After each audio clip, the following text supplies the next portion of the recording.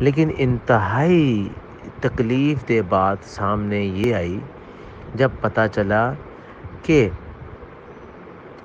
China میں ایسی فیکٹریاں موجود ہیں جو سور کی ہڈیوں کو کاٹ کر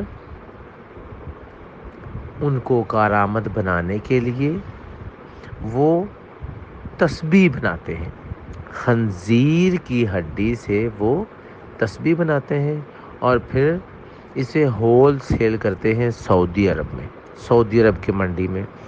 چونکہ مسلمان پوری دنیا سے سعودی عرب آتے ہیں اور جب وہ عمرہ کر کے واپس جانے لگتے ہیں یا حج ادا کرنے کے بعد واپس جانے لگتے ہیں تو وہ اپنے دوست احباب رشتہ داروں کے لیے گفٹ کی شکل میں جائے نماز، تسبیح، ٹوپی ایسی چیزیں خرید کے لے جاتے ہیں تاکہ اپنے رشتہ داروں میں، دوستوں میں ان کو ایز اے گفٹ کے طور پہ دیں. لیکن ہم مسلمان اس بات سے بالکل نہ واقف ہیں کہ وہ تسبیح کس چیز سے بنی ہوئی ہے.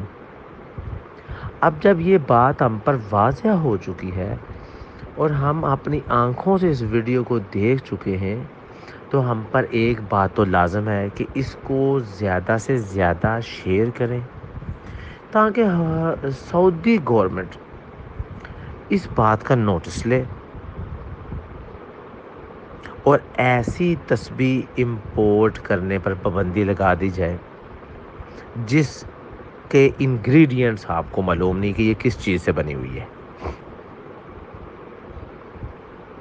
اور ہم پر بھی یہ لازم ہے کہ ہم بھی ہمارے پاس جو تسبیحاں ہیں ان کو چیک کریں کہ ہم عبادت کرنے کی غرض سے اپنی جیب میں تسبیح رکھتے ہیں اور مسجد میں لے جاتے ہیں.